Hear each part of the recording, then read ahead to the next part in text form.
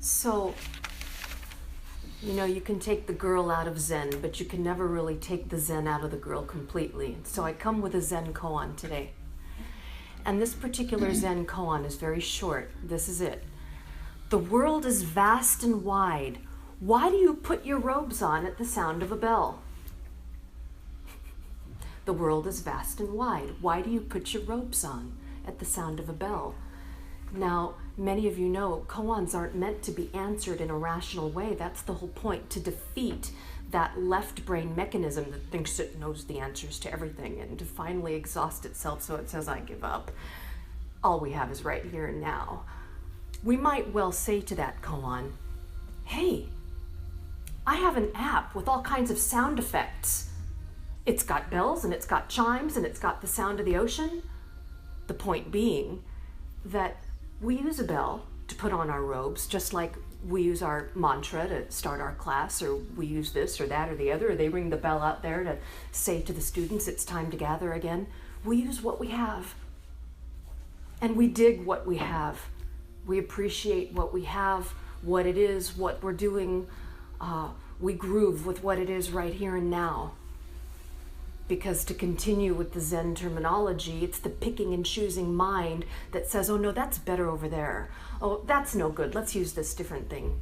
Well, we could use the different thing and it'll be fine, but often we wrongfully assign a kind of significance to a certain thing when there's no significance at all. It's just the way we do it. It's like I remember there was a student who asked me, why do they wear black robes in the Zen temple? As if it had some big special significance. Well, I researched it. And the reason why was because there was a Zen master in like 17th century Japan who was gifted with a purple robe. And he thought that the purple robe was too flashy. So he said, let's use black. Black is very subdued. And so that began a tradition, and they started wearing black robes. And as it turned out, all the Zen masters started coming to the West in the 20th century, and they brought their black robes, and now we wear black robes here too. And there's really no special reason except that's what they had, and that's what they brought here, and it could be chartreuse, but that's just what it is. And that brings me to my bigger point. We're always going through something in life. Always. And the tendency is to always think that we've got to wait for this thing to get cleaned up before we can enjoy the here and now, this moment now, before we can, like the point we were making, groove with the what is. We always think we've got to get to the end of this mess, whatever it is, a legal thing, a medical thing, a tax thing, something with your kid, whatever it is. We got to wait till all of this is solved before we can be happy with the here and now.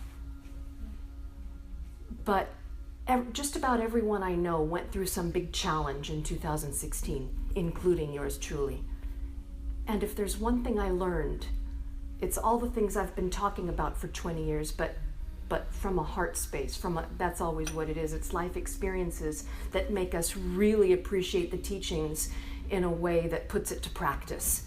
You can't wait for it all to get cleaned up, because it's always going to be something. Like Gilda Radner, who's at Saturday Night, it's always something. And we really got to have fun with it, because it always is something. And so we get out of bed and we say, so it's like that Indian proverb, I used to complain about my shoes until I met a guy who had no feet. And so you get out of bed in the morning and you say, thank God, what a sky. Look at the color of the trees. Look at the canopy of the sycamores above me. Look at the clouds. I can walk.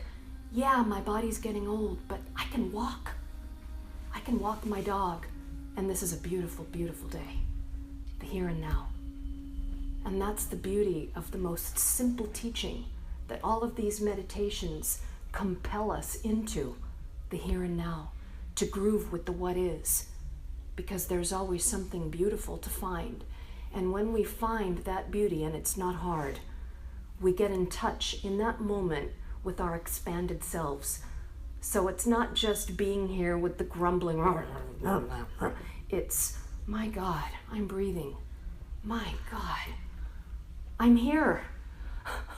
I'm here. There's a lot of people, for political reasons or health reasons, they can't.